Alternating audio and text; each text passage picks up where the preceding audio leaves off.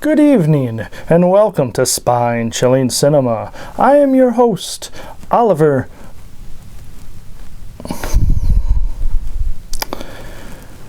Yes, Alice, but there might be new people watching the show. Alice is telling me they already know who you are and who I am. Let's just get to the good stuff. There might be people that haven't ever seen the show. Oh, you doubt that. Anyways, I am your host, Oliver the Caretaker Collins, along with the Queen of Shenanigans herself, my co-host, Alice.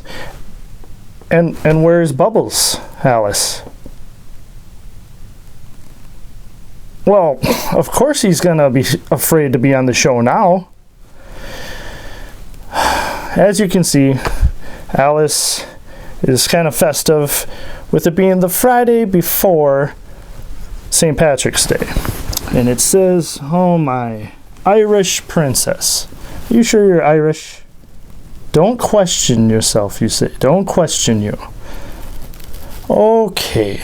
Well, the reason why Bubbles isn't here is Alice wanted to make Bubbles look festive and tried to spray paint him green.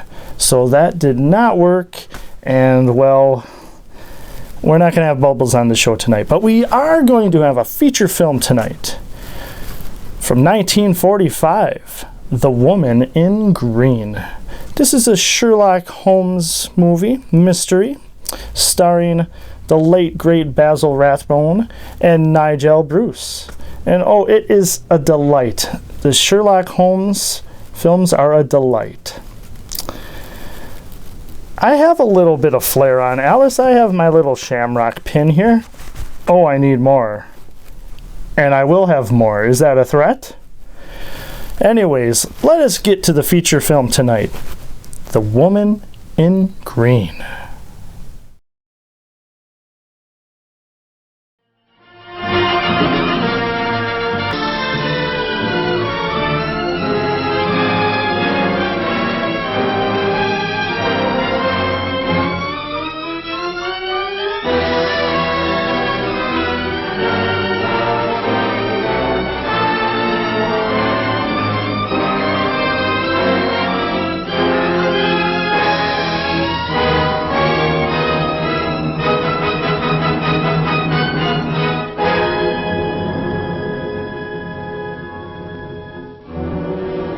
I won't forget that morning, not if I live to be 100. I counted the men as they marched out of the yard.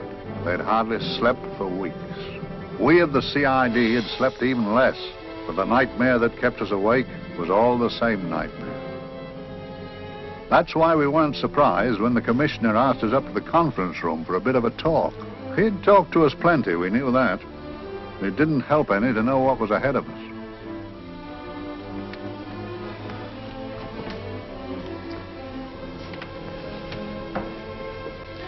Must we have that window open, Gregson?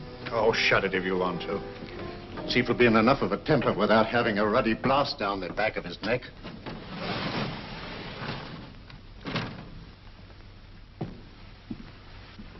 Gentlemen, the commissioner. Stuffy in here. Be seated, won't you? Gentlemen, if you wish to know what able men you are, read any of the works of popular fiction that glamorize your achievements, but don't, I beg of you, read the daily papers. They might give you an inferiority complex. I hate to mention it, but we're confronted with a series of the most atrocious murders since Jack the Ripper. And in the meantime, the CID might as well be playing at shove-halfpenny for all the good we've accomplished. Now look. Here, here, and here. Each of these red flags scattered through the city stands for a woman brutally murdered, a woman's terror, a woman's death agony. These are no ordinary crimes. These are the works of a fiend who kills first and mutilates afterwards. A ghoul who hacks off a part of his victim body and carries it away with him, a loathsome souvenir of his butchery. 3 women murdered so far, And you haven't turned in one clue. You haven't given me one lead. Here you sit and wait for news of a fourth victim, with your arms folded.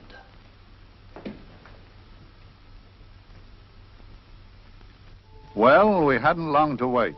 It was down Lambeth Way where a young woman was hurrying home late last night. She saw something and stopped. It was a constable.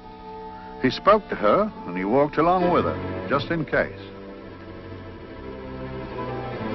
He saw her go down the stairway to the basement lodging where she lived. We can only surmise what happened after that.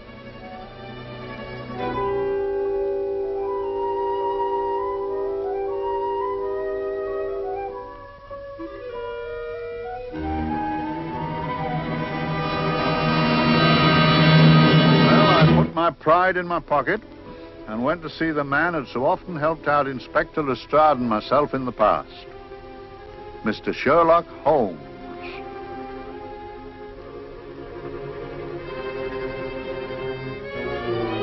If ever a man needed help, I did.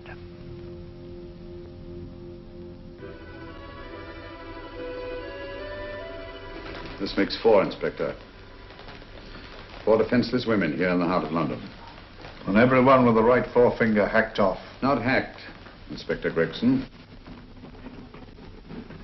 Cleanly, expertly severed. The work of a skilled surgeon.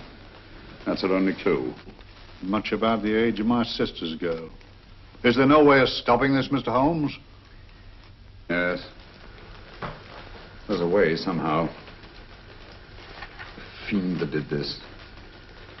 I promise. I promise. We've nothing to go on, that's the rotten part of it. We can't get far without knowing the motive. Well, at least we know what the motives were not. It wasn't robbery, nor passion, thanks be, nor yet vengeance. Because they all came of totally unrelated families. Steady, Inspector, steady. Sorry, Mr. Holmes. I don't turn a hair when it's a bloke that can look after himself. A little slip of a thing like that. Yes, it's horrible. Come on, let's get a drink.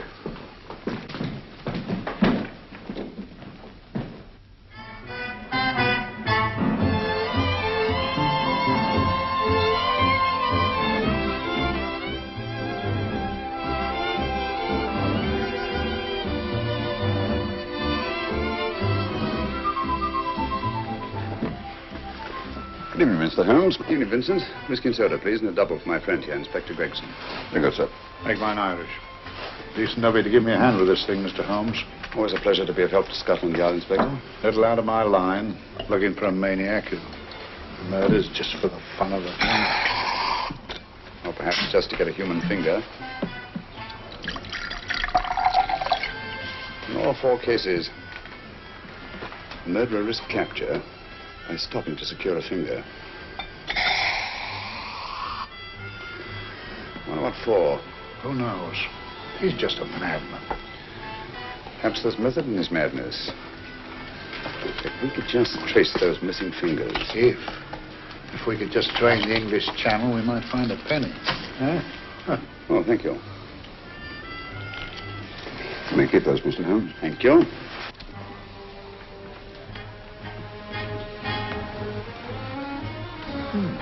It's a George Fenwick, isn't it? Yes. Is that his daughter with him? Don't be so naive, Inspector. You know everyone, don't you, darling? Well, hardly. A week ago, I didn't know you. A week. How fast it's gone.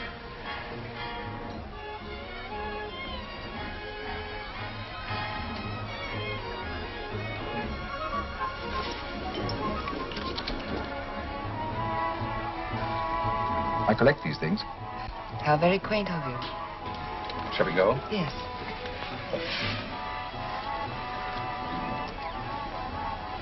What are you looking at, Mr. Holmes? Looking at a very handsome woman. Not drawn to the purple, but giving an excellent imitation. Would you like to come to my flat for a nightcap? Lovely idea. Yes, isn't it?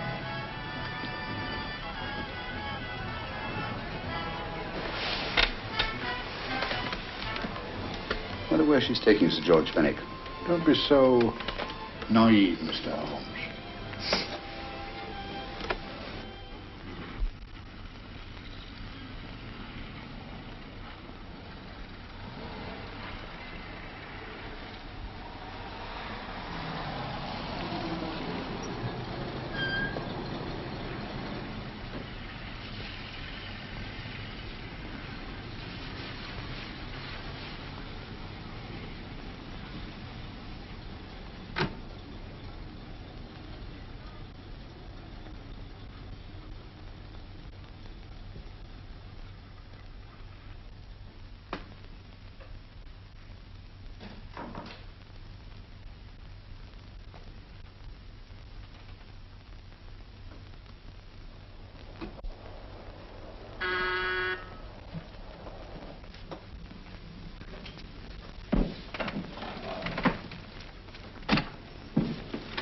Good evening, Mum. Hello, Grandon. Any messages? No, Mum. Thank you. Drinks, Grandon. One of your nice surprises. Yes, Mum. I say, you don't mean that... Grandon's a marvel, aren't you, Grandon? Yes, Mum. You wouldn't believe the things she can do. Ah, charming place. Delightful. Really? Do you think so? I'm so glad. Do sit down. Do you mind? Do I mind? What a question. I don't mind anything, really. Except not being with you. Now, you really don't want me to believe that, do you? Not too seriously. Good. We're both quite grown up, aren't we? Quite.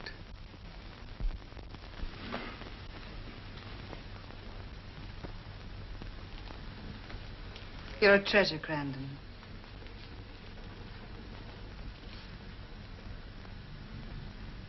And lower the lights a little as you leave.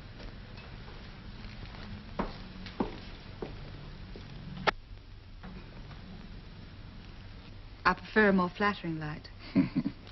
In any light, you'd be... Would I? And don't you know it? Perhaps I do.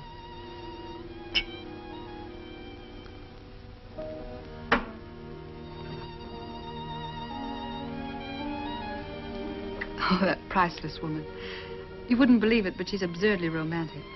She loves dreamy music, and she thinks that we... But we do, don't we? Do we?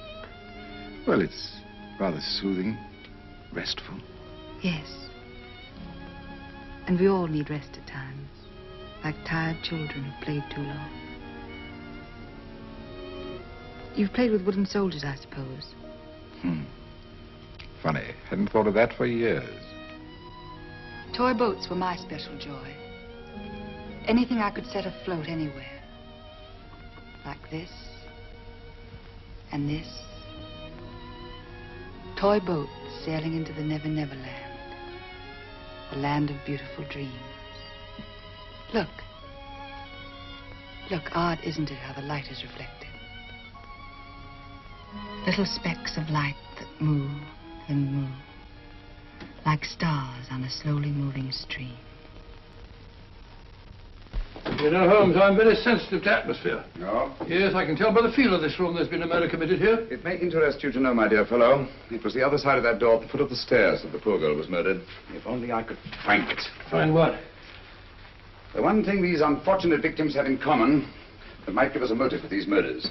There must be something. Another Jack the Ripper, if you ask me, a homicidal maniac. No, Watson. In the case of Jack the Ripper, there was one thing in common. His victims were all from one walk of life, living in the same section of the city. In this case, the murderer chooses his victims from all walks of life and from different sections of the city. No, my dear fellow, this is not the work of a homicidal maniac. It's something infinitely more sinister. You mean the creeps? What on earth are you talking about? Watson, I'm convinced that these murders are only incidental to some larger and more diabolical scheme. That may be, but why the severed fingers? The answer to that question, my dear fellow, is our only hope of solving these mysteries. Dear sister, I am so happy. I had such a lovely holiday at Brighton with you and Alf. And I'm looking forward to being with you again. Poor little thing. Sort of raises a lump in your throat. I can picture her sitting here happily writing this letter. And I'm not bit realizing that she's shortly going to her death. Hello? Gregson. Oh, there you are, Mr. Holmes. I've been looking for you everywhere. What's happened? Murder in Edgware Road, not half an hour ago. Woman? Yes. And the right forefinger cut off clean.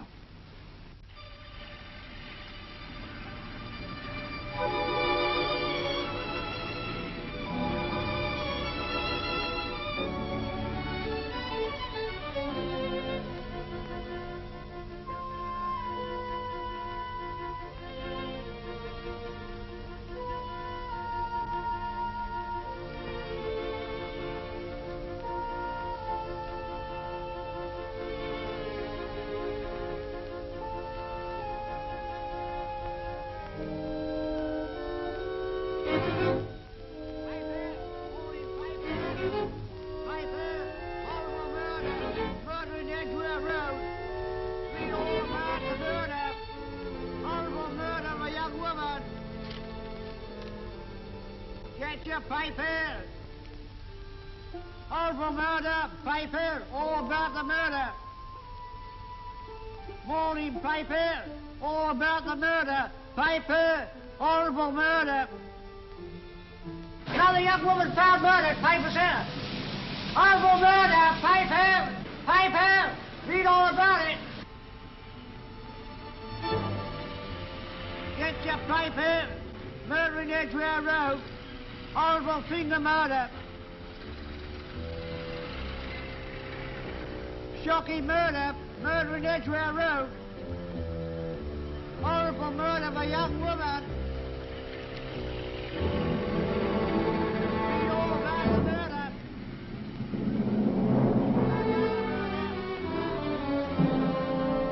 Only fancy, Mum. There's been another of those horrible murders. Dear, dear, how shocking.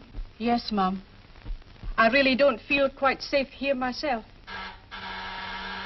Oh, dear.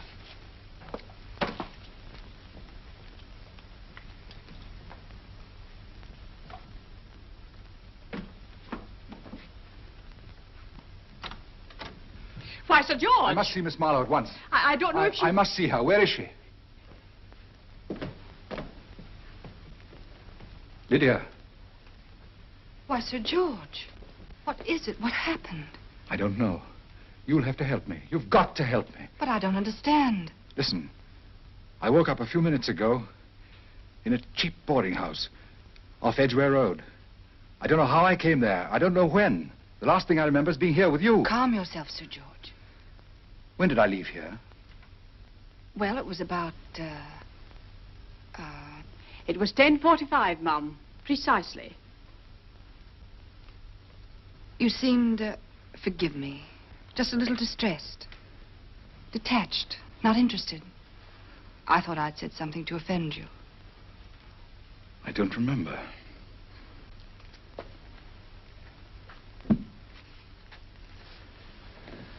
I can't remember. Tell me, has this happened to you before?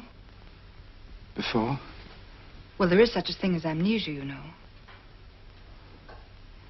If it was 10:45 when I left you, it was 9 this morning when I woke. Over 10 hours lost. 10 hours that I can't account for. And in my pocket when I woke, I found... Here in my pocket. That isn't... Oh, it's not for you, of course. It can't be. Excuse me, Mum, but there's a man asking to see the gentleman. Send him away. Yes, Mum. No, please. I'll see him.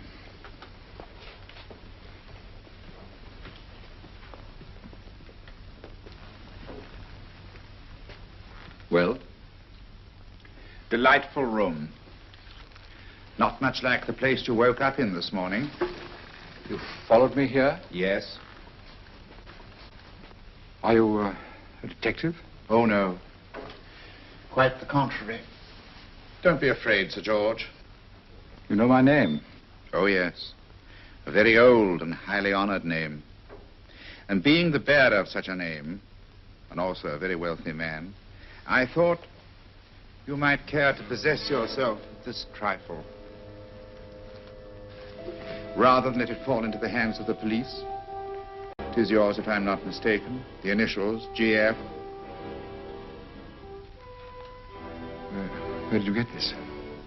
It came out of your pocket. I saw it fall, but you never noticed. You were very busy, bending over something with a knife. Then you put something in your pocket.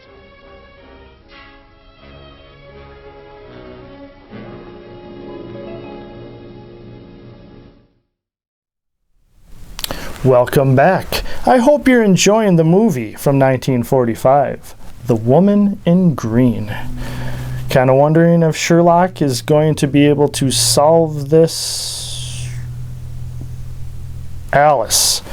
Why is Ralph the Rat here? Because he's Irish? I highly doubt that. Don't question him, or he will bite you. Well, it looks like he's busy with our drinks. He doesn't even know what's inside of the drinks, but I guess it doesn't matter since whatever. But he's going to have to go, Alice. Oh, you got a deal for me. Alice has a deal. If I do something for her, Ralph the Rat will be gone by next break. Not only is she the queen of shenanigans, she's the queen of deals. Oh, yes. But right before our first break here, we saw an actor, Henry Daniell. He was also in one of my most favorite films, and probably my most favorite Boris Karloff film, The Body Snatcher. Alice is wondering if we can go one show without mentioning Boris Karloff because she cannot stand him. Sorry, Alice, he was in the movie too. But yes, I'm a big fan of mysteries, you know, and no, Alice, not Scooby-Doo. No, Scooby-Doo isn't bad cartoon, and yes, they have mysteries, but you know, I'm kind of wondering if you got into some of that green liquor for St. Patrick's Day. You know, it's not even St. Patrick's Day, and you're already partying. You're not going to be able to handle St. Patrick's Day when it gets here in a couple days. Oh, don't worry about me. Okay, well, I try not to, Alice, but you make me worry a lot. Oh, man, I tell you what. But yes, Basil Rathbone is in this film. He is great actor. He was in many films and TV appearances. Comedy of Terrors with Boris Karloff again and Vincent Price. More of a comedy horror type of movie. Son of Frankenstein. And then one of my favorite roles was in a movie where it was 3 separate stories, Twice Told Tales. And it was the Edgar Allan Poe story made into a short little film. The Case of M. Valdemar. Yes, that was classic. Him and Vincent Price worked really well together, indeed. But Alice says we should get back to the movie because she wants to see how this unravels. So, without further ado, let us get back to The Woman in Green.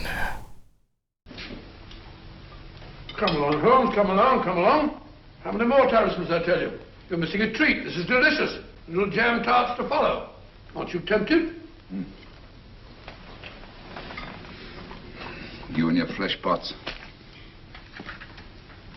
They tell me that fish is good for the brains. Brains haven't any.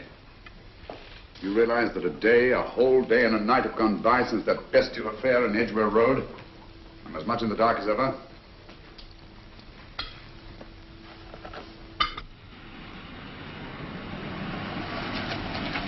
Hello, here comes a client, unless I'm very much mistaken.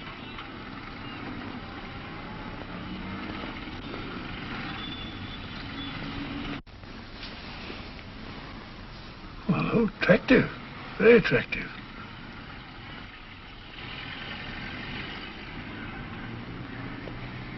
Obviously, she left home under the stress of some very great emotion. How do you know that? She isn't wearing any gloves. A startling omission in a young lady of fashion. No, she didn't put her coat on. Open car, too.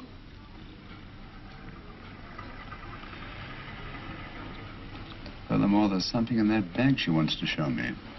What makes you say that? The bag doesn't match her dress, indicating it was picked for size rather than style, to accommodate some bulky object. You amaze me, Holmes. What do you mention, my dear fellow?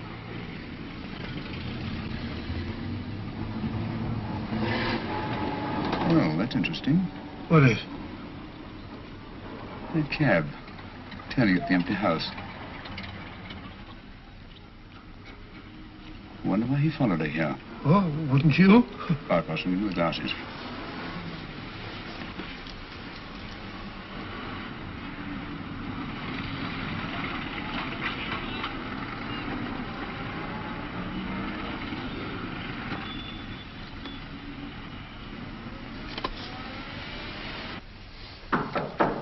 we shall soon know.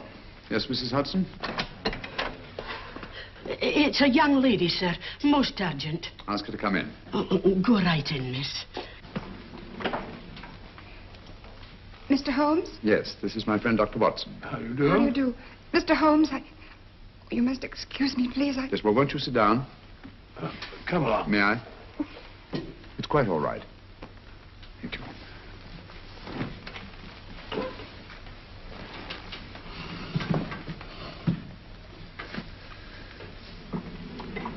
Now try to control yourself, Miss Fenwick. You're with friends. You know my name? No magic, I assure you. I've often seen your picture. You're the daughter of Sir George Fenwick, aren't you? Yes. It's about my father that I... What about your father, Miss Fenwick? Oh, I don't know what to do. He's always been the nicest, dearest person. Only since Mother died. Yes, but we know. So I didn't think anything of it when he was away all night before last. But he didn't come home until yesterday at tea time. Didn't come in for dinner at all. Just paced up and down in the library hour after hour. I begged him to let me in, but he wouldn't. Steady, steady. Now take your time. I couldn't sleep a wink last night. Then I started hearing things. Hearing things? What sort of things? I heard someone in the garden underneath my window. Then I saw a figure moving down the garden path. And I recognized my father. Stealing through his own garden like a thief.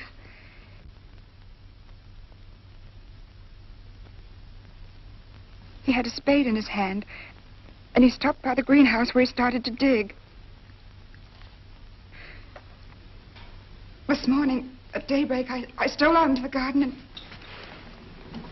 I found this.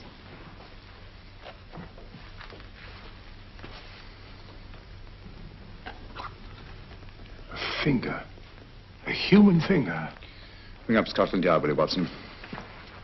Ask them to get hold of Inspector Gregson and tell him to meet us at once at George Fenwick's house, Kingston. Operator, get me Scotland Yard quick. Where's my father, Norris? He's still in the library, miss. Thank you. We'll see him right away. Will you come with me, please? Thank you. I got your message, Mr. Holmes. Yes, indeed. Dad, may I come in? Dad. It's funny. He doesn't answer. You mind? Please do. Thank you.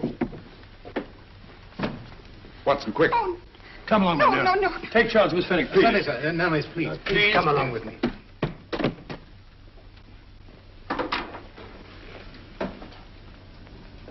Dead? Yes. What do you make of it, Doctor? Shot in the back, between the second and third ribs. The bullet undoubtedly penetrated the heart. Look at the powder marks on his coat. I was afraid of this. What do you mean? Don't you remember the man in the cab who followed Miss Fenwick to Baker Street? Well, you don't think he had anything to do with it, do you? I think it's reasonable to assume that he tipped off someone that I'd been sent for. Sir George has obviously been murdered to keep him from telling me what he knew. What was the weapon used? Small caliber revolver, point blank range by the look of the wound. The murderer came in through those French windows. The mud from the garden he brought in his boots. Sir George must have surprised the intruder. Passed the room to him here. What follows we can't tell. But from the location of the wound, I'd say that he turned his back for a moment, and as he turned, the muzzle of the revolver was placed between his ribs and one muffled shot fired. And you mean to say he kept on going, even after he was shot? There's no doubt about it. Look there. The trail of blood leads us back to the desk. Something Sir George was after. Something. I know. He was trying to summon help, poor chap. I don't think so, Watson. There's the bell pull by the fireplace. No, you'll notice from the trail of blood that Sir George made straight for this desk here. I wonder, there was something he was desperately anxious to get. Hello. His right hand's clenched. That's perfectly natural. Death agony. The left hand lies open. Why only one hand clenched in the death agony? The right hand, the hand nearest the desk. Please note that. If Sir George took something off this desk, something so important that he spilled his last drop of blood to get it, I want to know what it is.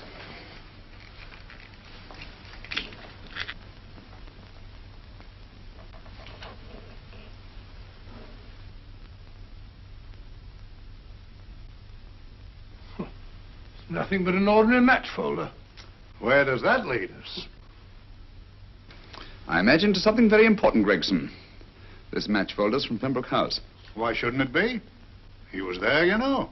We saw him yesterday. Yes, but the effort he made after he was shot to get hold of this match folder. It's just possible he wanted someone to remember Pembroke House. He may have wished to recall it to someone who saw him there. Someone who, like ourselves, saw him with a woman.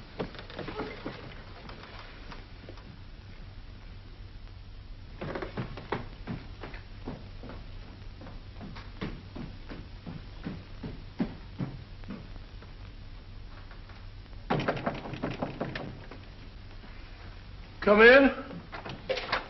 Oh, Dr. Watson, this came by hand for Mr. Holmes not 10 minutes ago. Thank you, Mrs. Hudson. That would be the report from Sir George's bank. Report from Sir George. Oh, really? Don't you remember his daughter told us that he'd just closed his account? Had it looked into at once.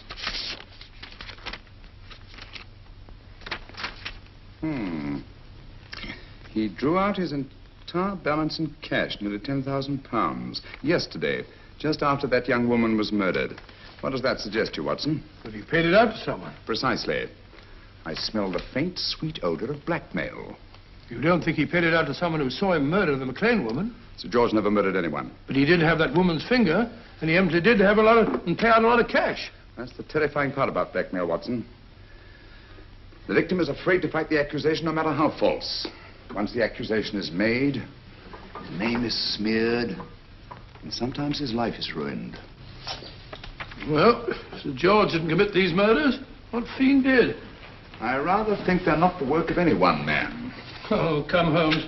You don't expect me to believe there's a whole organization going about killing people and chopping off their fingers. That's possible, quite possible.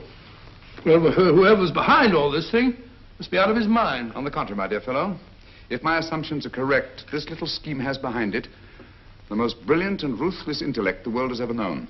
You don't mean Professor Moriarty? I do. Oh, steady, Holmes. You've got him on the brain.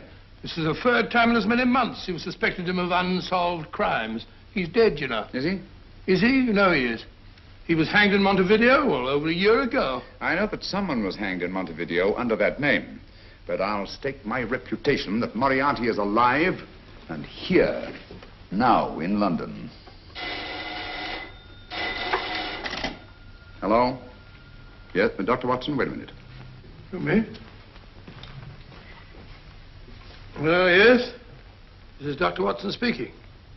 No, I'm afraid I've retired. I don't practice anymore. What? Oh, that's a different thing. An emergency case. Well, just a minute. Yes? Yes, well, see, she's not moved. Remember that? Don't touch her till I get there. Fractured case in the Cardinal's Mews. Heavy woman. 14 stone. Look at dust. 14 stone. Just the sort of person who would hoist herself up on a stool to feed the canary. There ought to be a law against fat people keeping little dicky birds. Well, so long, old man. I shan't be very long.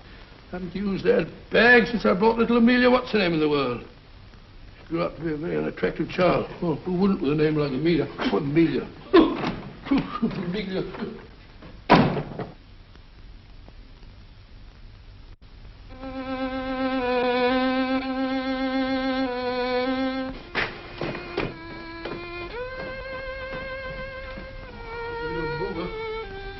People are so stupid about accidents.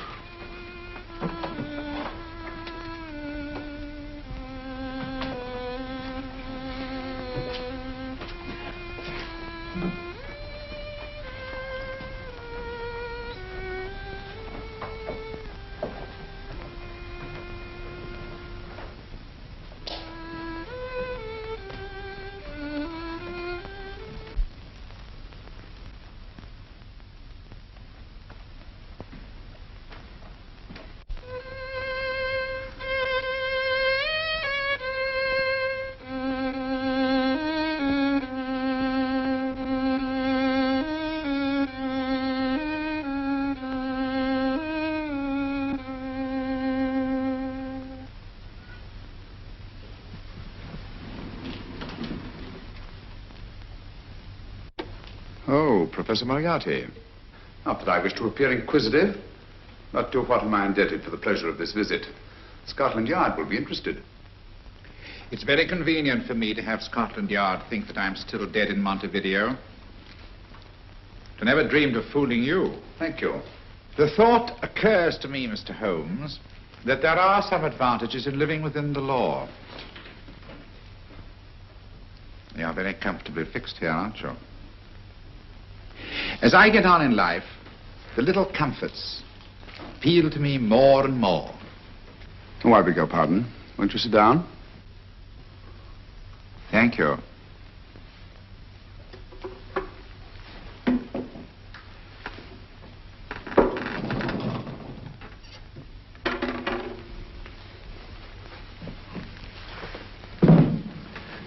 And now, Professor Moriarty, what can I do for you? Everything that I have to say to you has already crossed your mind. And my answer has no doubt crossed yours. Yes, final? What do you think? I shall not rest until you are hanged for the finger murders. You've no proof, you know. No, not a shred. But I have you. I could turn you over to the police here and now. You could. But if you did, you'd never see Dr. Watson again. Oh, the telephone call. Quite. I rather assumed you had taken some such precaution. Or I should have snatched up a revolver and indulged in a fit of heroics when you came in. Very smart, aren't you? Not smart enough. Or I should have anticipated you. But if any harm comes to Dr. Watson, I shall seek you out. I shall not rest until I find you, and when I do... No harm will come to Dr. Watson this time. But I can't answer for the future. Mr. Holmes, I should strongly advise you to drop this case. Don't be silly. Think it over. We've had many encounters in the past. You hope to place me on the gallows. I tell you I shall never stand up on the gallows. But if you are instrumental in any way in bringing about my destruction, you will not be alive to enjoy your satisfaction. And we shall walk together through the gates of eternity, hand in hand. What a charming picture that would make. Yes, wouldn't it? You know, I really think it might be worth it.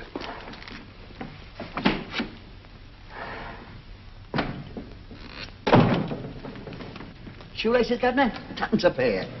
And strong enough to hang yourself. How many more times must I tell you I don't want your filthy shoelaces or your company? Shoelaces, Governor? Blasted impertinence. Run along, my good man, or I'll give you in charge. Shoelaces, Governor? Shoelaces, Governor? Help a poor bloke. What's only got one arm? Any luck with Mr. Holmes? You can read his obituary in tomorrow's papers.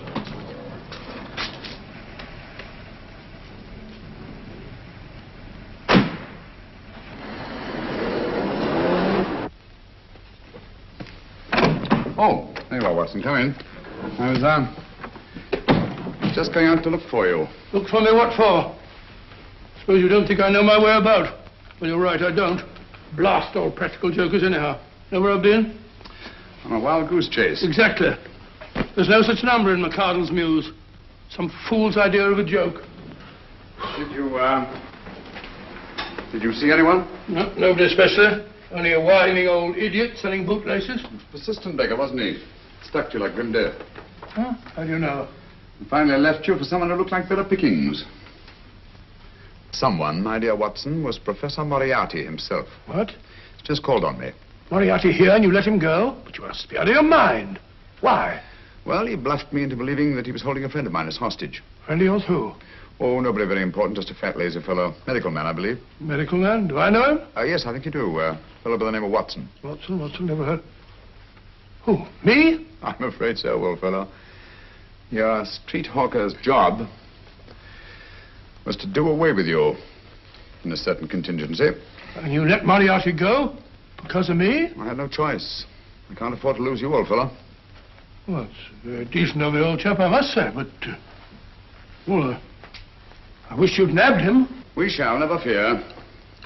I know the motive for the finger murders. All I have to find out now is the method used with the blackmail victims. Method? Yes. How does Moriarty get them to the scene of the crime? How does he plant those severed fingers on them? And how does he scare them into believing that they may have committed those atrocious murders themselves? Curious.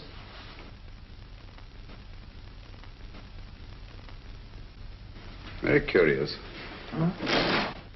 Curious? What's curious? That window in the empty house across the street. First floor front. Well, what's wrong with it? It's open. Well, shouldn't it be open? Well, it wasn't open half an hour ago. I'll stake my life on that. Well, it's not our business. Let it stay open. I wonder if you'd go over, old fellow, and see what's the matter. Oh, trespassing. It's against the law. Very well, I'll go myself. Oh, well, if you're going to put it like that, ridiculous waste of time. Going about shutting windows at this hour of the night. Yeah, you better take this torch. Well, take what? Dignified job for a doctor. Dr. Watson, the torchbearer. And what do you propose to do? Sit in a comfortable chair, I suppose, and read a good book? That's a very good idea. Yes, very good idea. While I play night watchman, you have a nice read. Mm-hmm. Good night. Have a good time. Have a good time? What do you mean, have a good...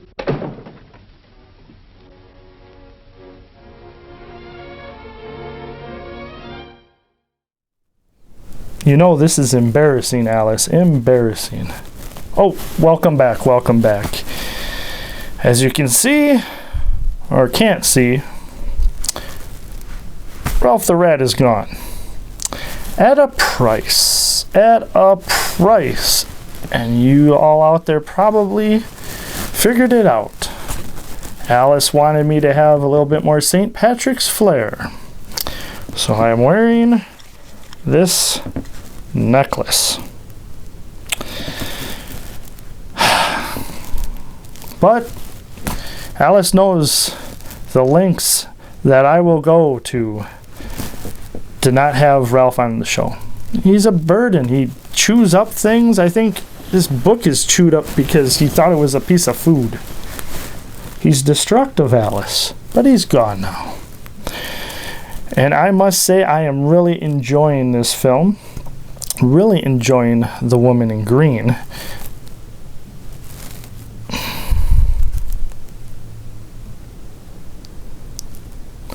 She probably was. How can I tell? Alice says, how can you tell who the woman in green is when it's a black and white film?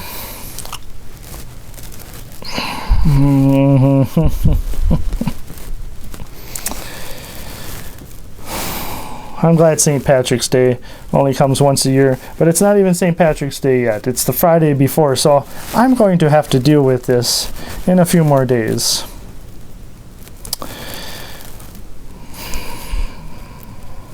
Oh boy, Alice, I don't know.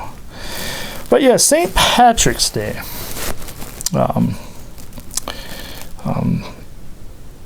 It's a holiday for, you know, the death of St. Patrick. And there's a few things where, you know, they got the three-leaf clover. I believe it's Chicago, they dye the river green, so that's neat. I've seen that once before.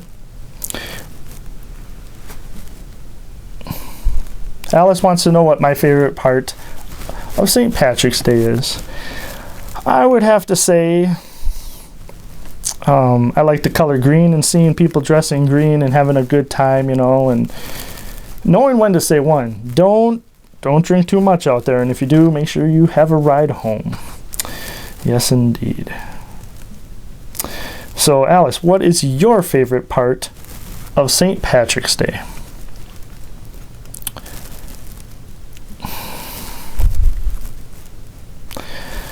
Alice's favorite part is Shamrock Shakes.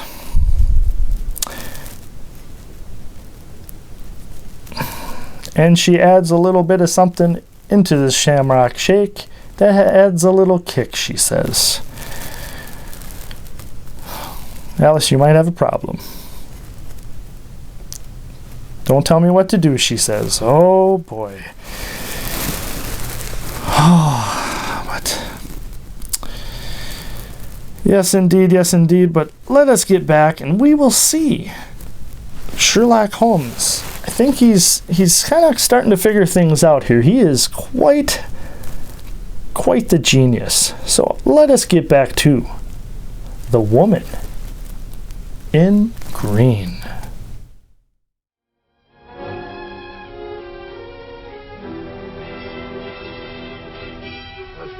I've done everything.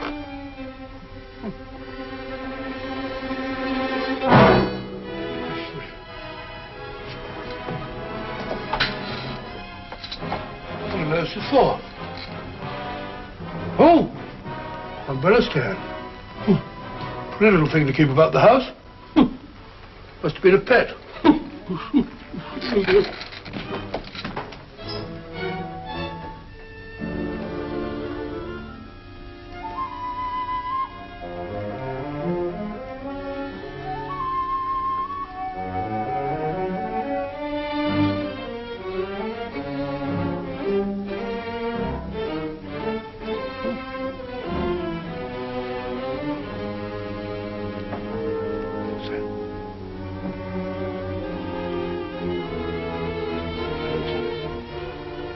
Rat number. This was the door.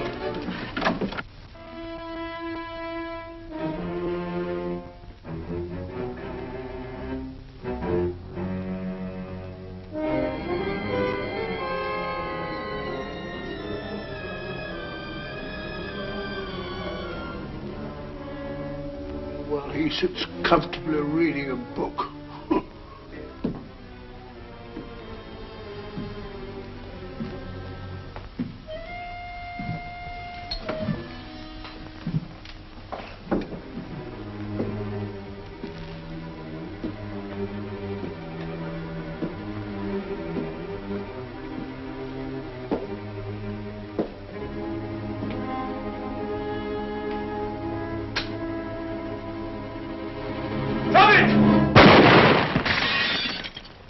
He killed Holmes!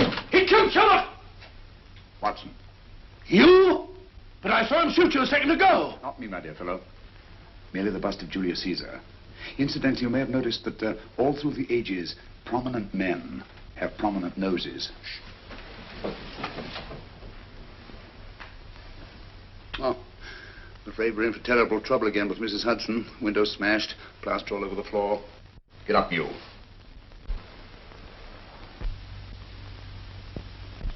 Corporal Williams, Middlesex Regiment. Discharged from the army as physically unfit. Huh. Papers seem in order.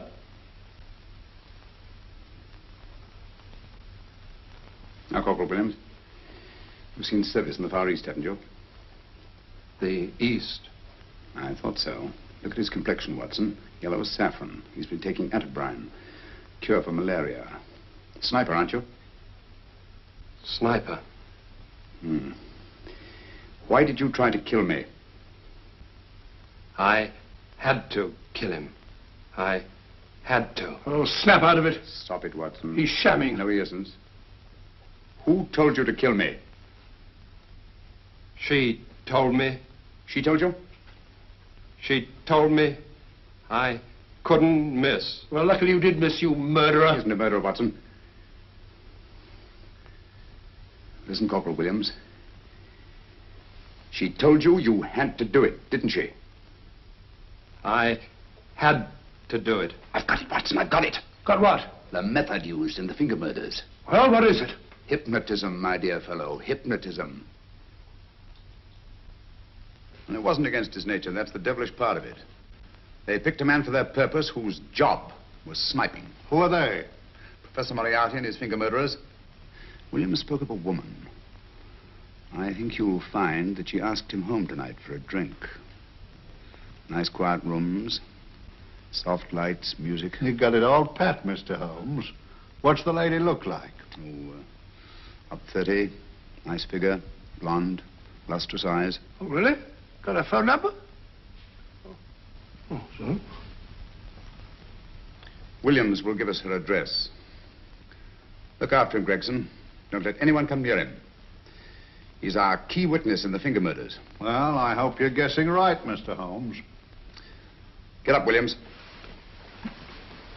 Now, go with Inspector Gregson anywhere he tells you. Come on. Yeah. Ring me as soon as he comes to himself, will you? I will. Good night, gentlemen. Good night. Well, if you believe that fellow Williams was hypnotized, I suppose you think Sir George Fenwick was hypnotized too. Yes, I'm quite sure of it.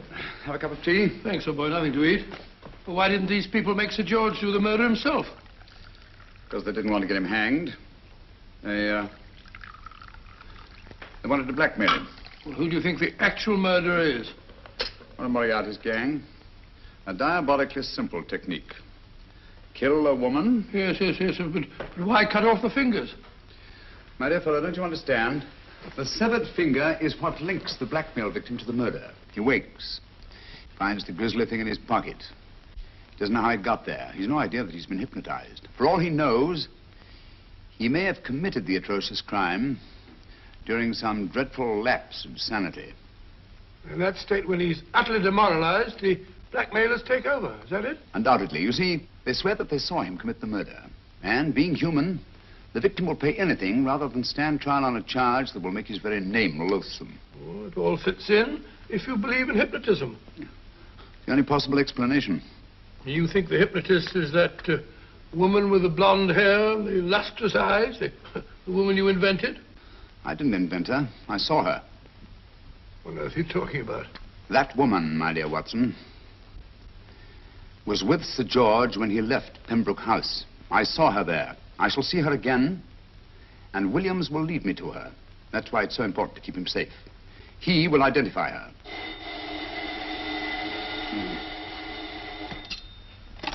Hello? Yes? Inspector Gregson? What? Well, get every constable in the district. Yes, I'll be over at once. What's happened, Holmes? Williams is missing. Great Scott! Come on.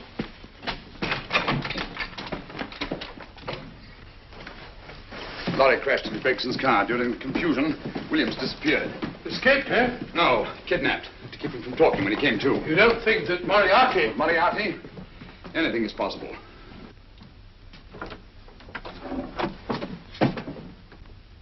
Williams! Dead. You see? Anything is possible.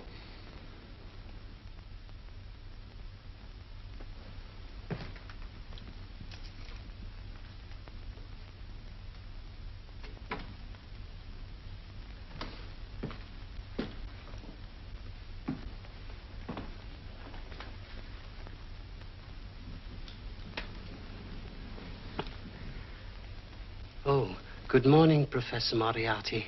You startled me. I'm dressing another dolly, a dear little nurse. Is there anything wrong with your finger? Just a splinter. Nasty thing, splinters. Most trying.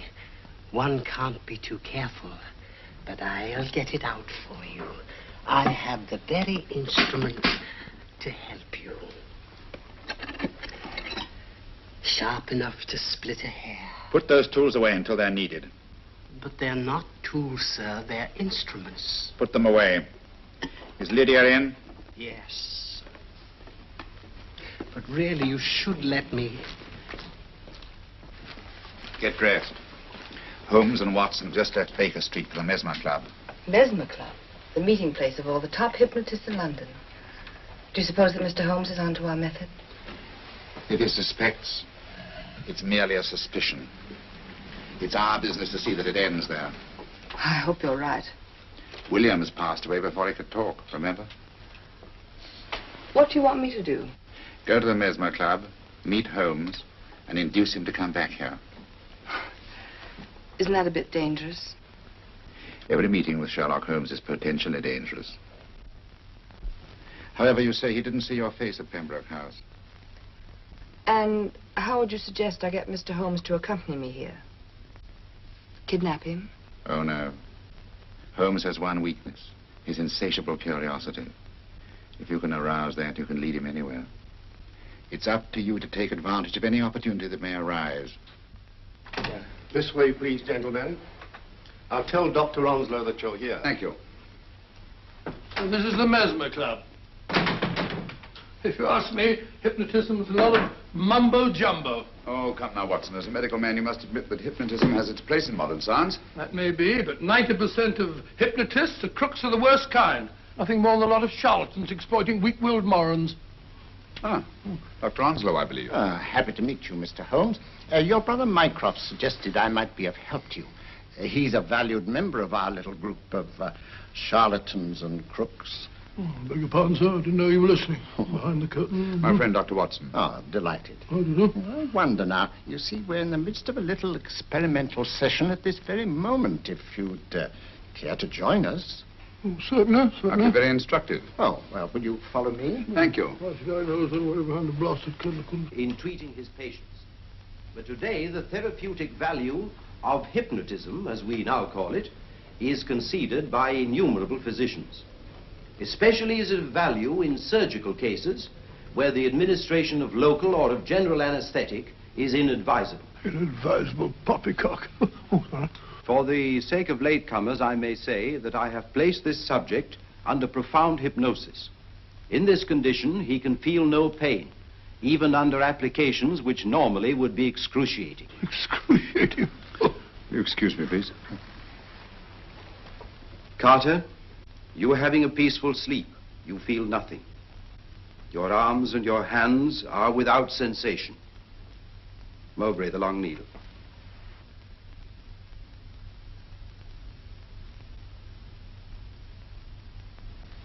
Carter, give me your right hand.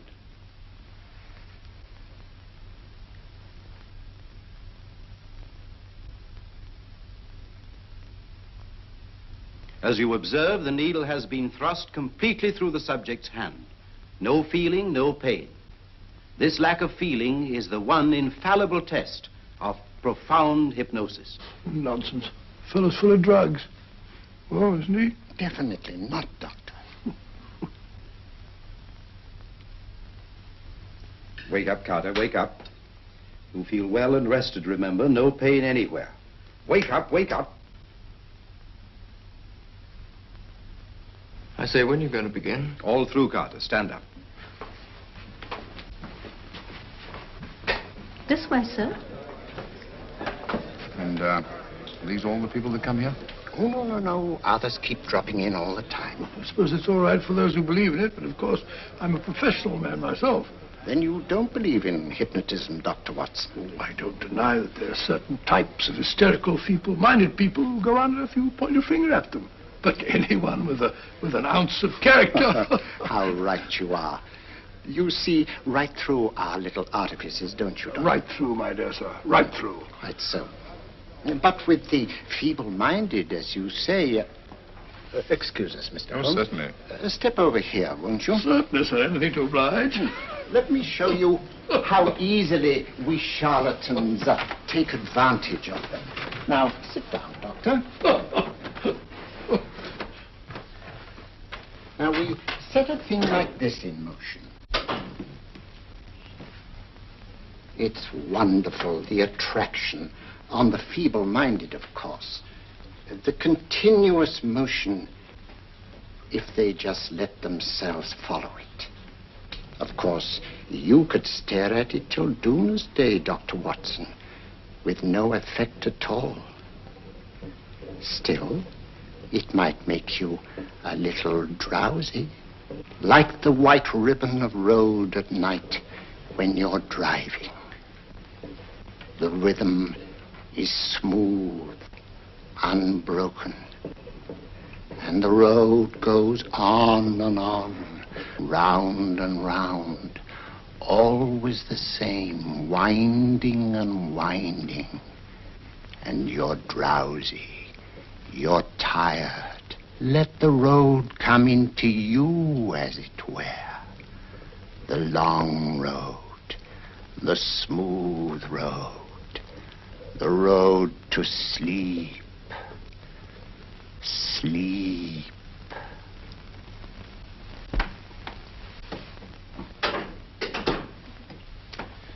Open your eyes. Stand up. Turn around.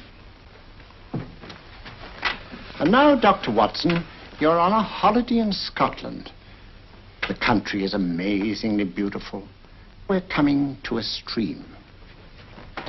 It isn't deep. Better take your shoes and socks off.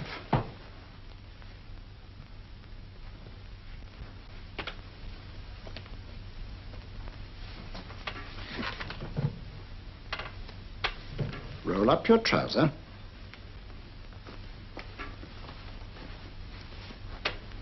That will do. The other leg is waterproof. Turn around. Mind the pedals.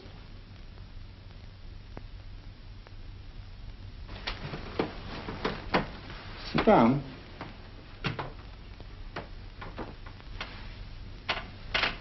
Wake up now.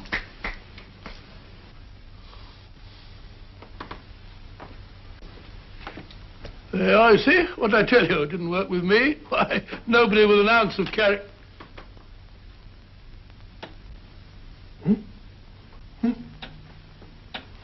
I think you'll need these.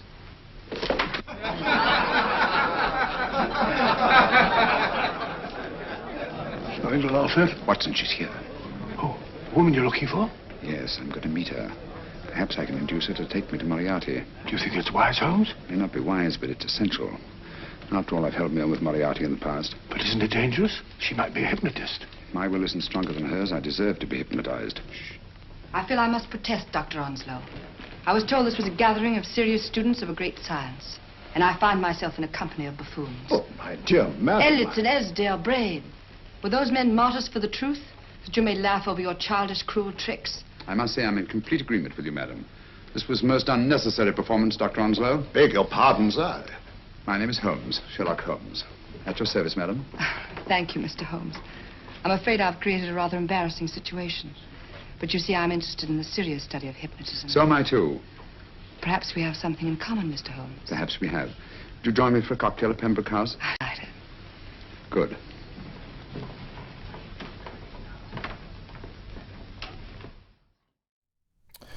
So, it looks like Sherlock Holmes has figured out who the woman in green is.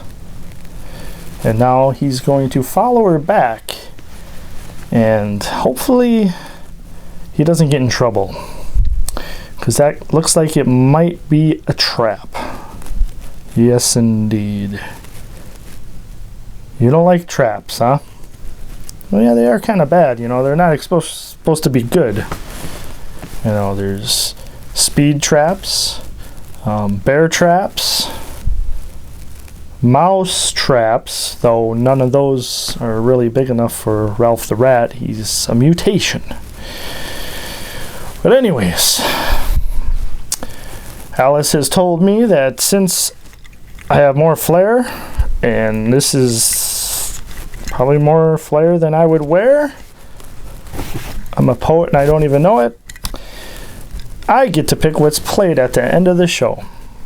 It might be a cartoon, Alice. We'll see. It might not be, but I appreciate that you're, you know, oh, it's because you can tell that this is embarrassing and you're laughing and you feel bad, so you're going to let me pick what we play at the end of the show. Okay, fair enough. Fair enough. But I am really enjoying this film. Watson and Sherlock, there's a lot of comedy in this film, but it's not over the top. You know, it's just a little bit of fun, you know, where Watson doesn't believe in being hypnotized and then he does, and you know, and before that he's like making his case why it's not real, and the way he does it is just funny. Very, very good movie. I am liking this movie, but we have been burnt before, haven't we, Alice? Aha, funny Alice. Alice says she's been burnt so many times that she looks like the pizza that I make in the oven. I don't always burn the pizza. Oh, yes, I do. No, I... Okay, anyways. Well, you complain if I don't cook it long enough, you think it's not safe to eat. So then I cook it longer. Anyways, we're off base here, Alice. But as always, if you enjoy Spy and Chilling Cinema, and you are on Facebook, We are on Facebook. Just do a search Spine Chilling Cinema. You'll see a picture of myself with Alice, and even though Bubbles isn't here right now, he's in the picture. Give us a like, comment, tell us how you like the show, if you wish we played more sci-fi, more chillers, more thrillers, or if you actually enjoy the mysteries. I'm enjoying the mystery. You know, it's a little different than what we usually show, but I am enjoying it. You're enjoying it too, Alice. Only part you don't like is that it's not in color, so the whole woman in green is kind of misleading. Okay. Oh, Alice. But yes, we should probably get back to the film, Alice. You're not ready yet. You have a few more things to say. Well, what do you want to say? Oh, Alice says that she appreciates everybody who's liked our Facebook page and everybody who tunes in. And that you know that she is the star of the show. Okay, well, I think that's all she wanted to say. So let us get back to the film from 1945, The Woman in Green.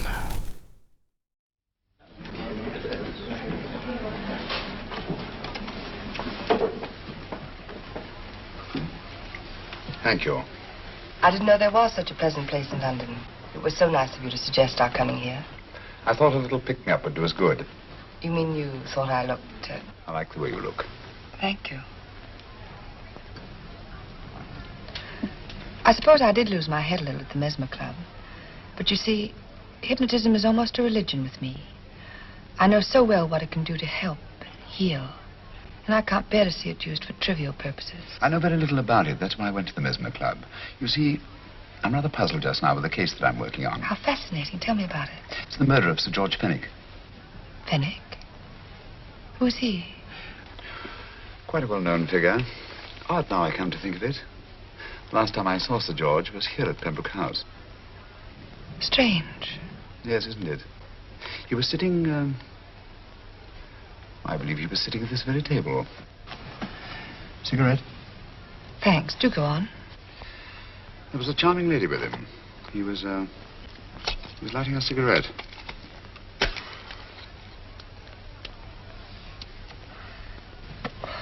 Charming. Did you see her face? No worse like. Merely her back. How unenterprising of you. Yes, wasn't it?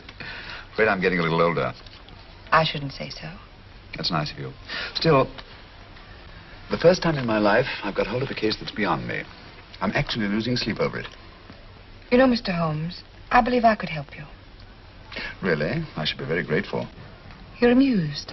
No, merely skeptical. How would you go about it? I've used hypnotism more than once in healing. Not for profit. I'm not a professional. But I do think I could help you. If you'd care to... I can't think of a pleasanter experience.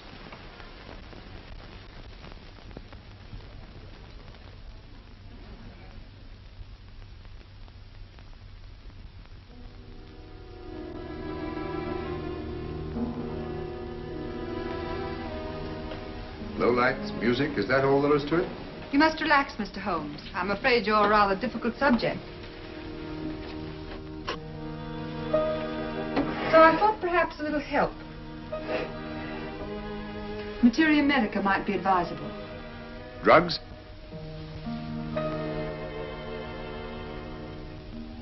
No, I'd rather not, if you don't mind. As a matter of fact, I'd rather not myself. But Schrenk-Notzing, he practiced in Munich, you know. Believed it the best means for difficult subjects.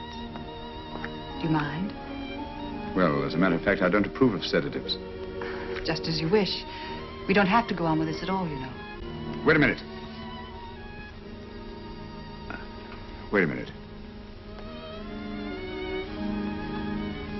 All right. I'll take a chance. It's really quite harmless. What is it? Cannabis japonica, an oriental soporific. You need water.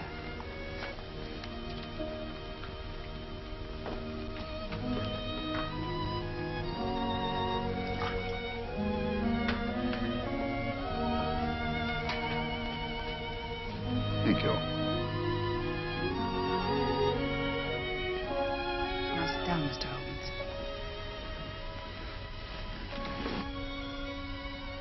You'll feel yourself growing drowsy. Don't fight it. Give in to it. Because you do want to sleep, you know. Just fix your eyes on this one white flower floating on the water. Empty your mind of every other thought. Follow the motion of the water. So smooth, not a ripple. Waters of forgetfulness. Steady, deep, strong. Strange, isn't it? How the light is reflected. Little specks of light that move and move.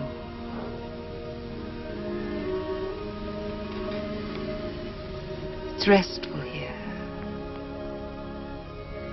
It's peaceful. It's friendly.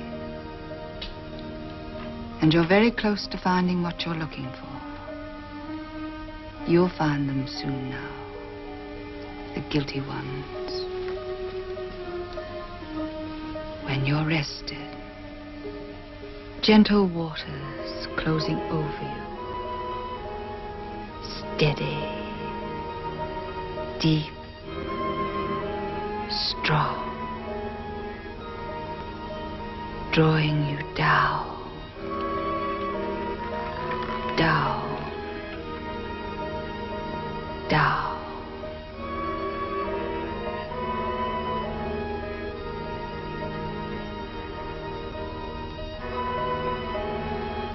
Sleep. Sleep. Sleep.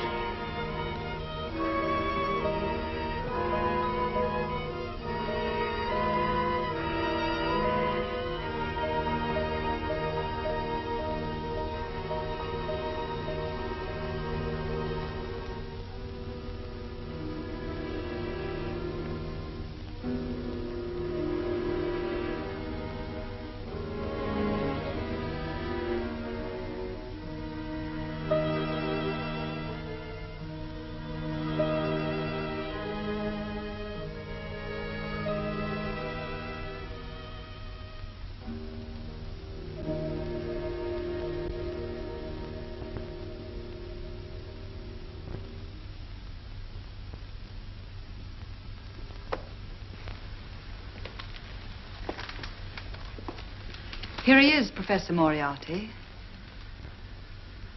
Stand up, Mr. Holmes.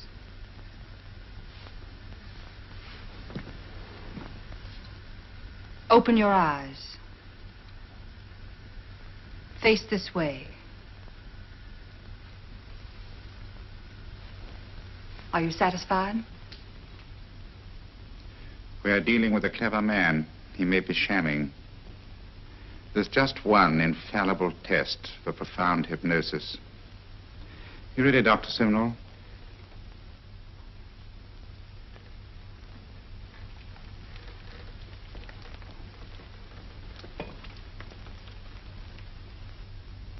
That will do, Doctor. He couldn't fake insensibility to the knife. I congratulate you, Lydia.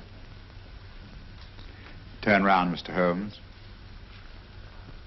Now walk to the desk.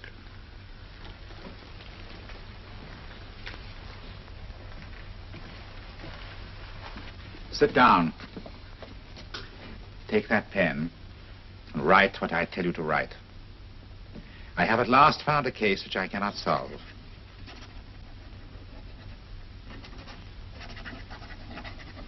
I have outlived my usefulness. Therefore, I have decided to end my life.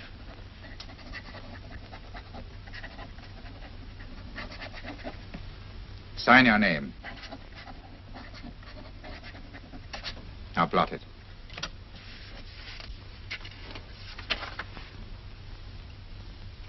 Fold it up and put it in your pocket. Come, Mr. Sherlock Holmes. Go out onto the terrace.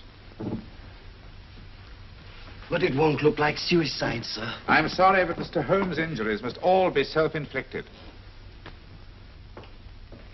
Let's walk a little, Mr. Holmes.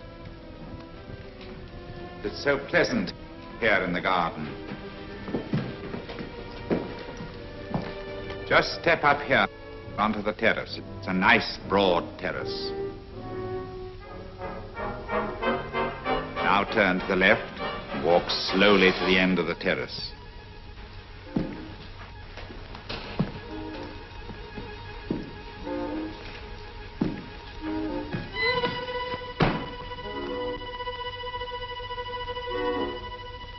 Don't stop. You must walk to the end, you know.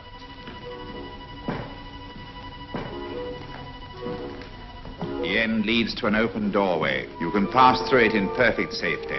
In the room beyond the doorway, you'll find what you've been looking for. Must you drag this on? This is the moment I've been anticipating for a long time, my dear. Go on, Mr. Holmes.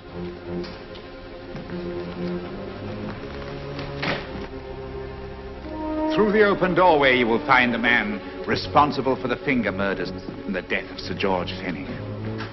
Professor Moriarty. Holmes! Stand still! What a beautiful view, Watson. I'm quite enjoying it. No, you're not. You're hypnotized. You're under a spell. Stand still. Don't move. Steady, Holmes. Steady does it. Stand perfectly still where you are. Nonsense, Watson. You don't know what you're doing. Of course I know what I'm doing. You mean you're not hypnotized? Certainly not. Then get off the wall, you idiot. Oh, look out! Holmes!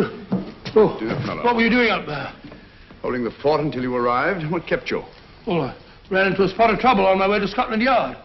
I was arrested for exceeding the speed limit. Your luck seems to hold, Mr. Holmes. I'd hardly call it luck, Professor. You see, I substituted a drug of my own for the one that this dear lady pressed on me. You are clever, aren't you? A drug that, although it leaves the subject conscious, renders him quite insensitive to pain. That accounted for my lack of reaction to Dr. Simnel's knife. Well, Gregson, quite an impressive haul.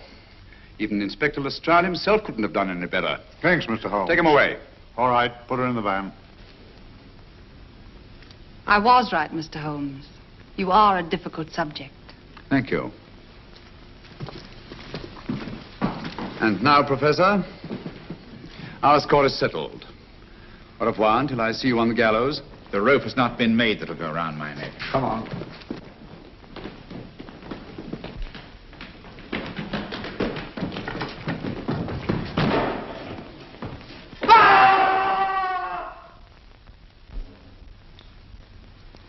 I'll take care of things, Mr. Holmes. Thank you, Inspector. Come on. An evil man, Holmes, but what a horrible death. Better than he deserved. What are you thinking of? I'm thinking of all the women who can come and go in safety in the streets of London tonight. The stars keep watching their heavens. And in our own little way, we too, old friend, are privileged to watch over our city.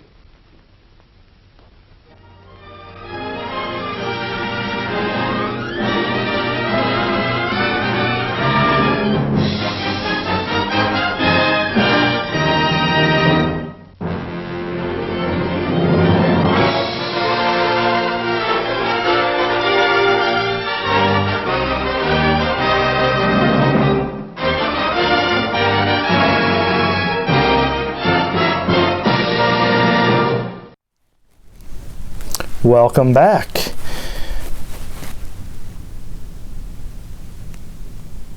I'd have to agree with you, Alice. I'd have to agree with you. But yes, that was The Woman in Green. I enjoyed most of the film. Most of the film I enjoyed. Might as well just jump right into the review and the rating of this film. I loved everything about this movie except the very, very end. Where the villain jumps to the ledge and then falls and supposedly now he's dead. Who knows? you hope he's not, because he was a pretty good villain. I would have to agree. I would have to agree on that. But that ending there was a little, you know, I would have actually liked it a little bit more if he just went into custody, and then who knows, maybe a lawyer would have got him out, or he would have escaped, you know, something like that. That's just me. But other than that aside, phenomenal movie. I really enjoyed it. Very, very much. Basil Rathbone is just, he was like made to be Sherlock Holmes. Probably the best Sherlock Holmes out there from what I have seen. You would have to agree. Except the Great Mouse Detective. But his name was, never mind. So, ranking, if you will. I am going to go out on a limb, and I'm going to give this one an 8. An 8.5 out of 10 shovels. If it wasn't for the kind of, I don't know if you'd say rushed, but the ending there kind of felt a little empty. I probably would have gave it a 9.5, maybe even a 10. Alice, what about you?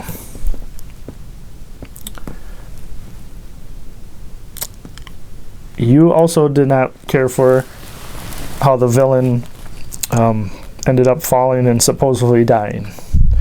Okay, but what about a ranking?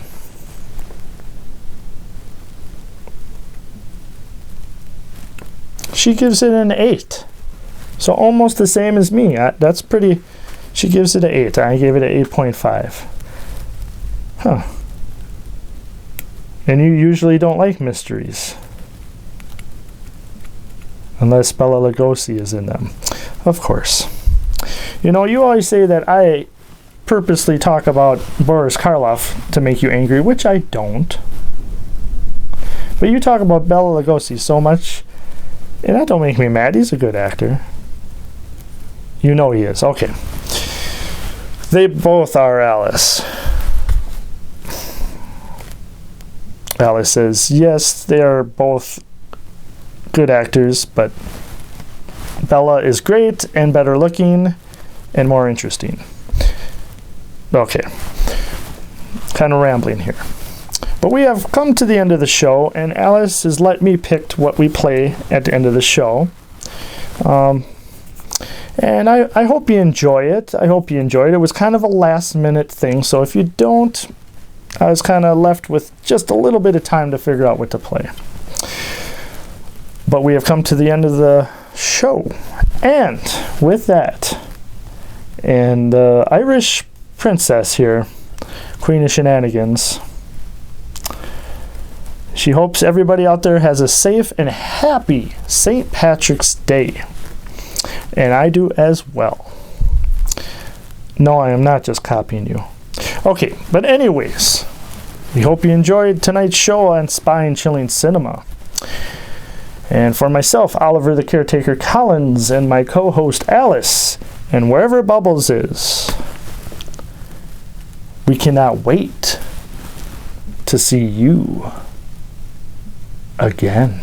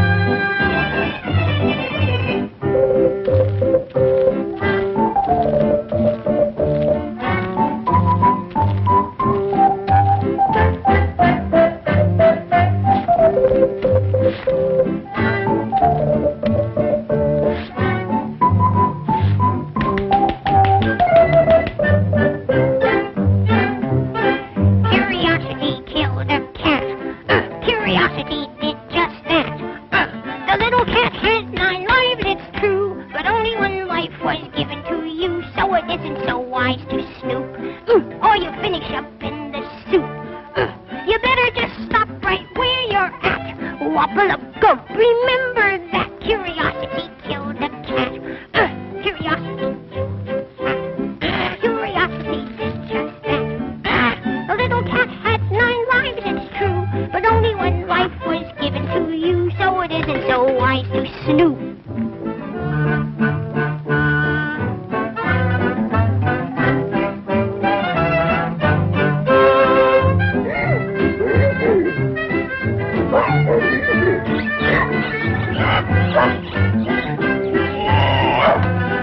Remember that curiosity killed the cat.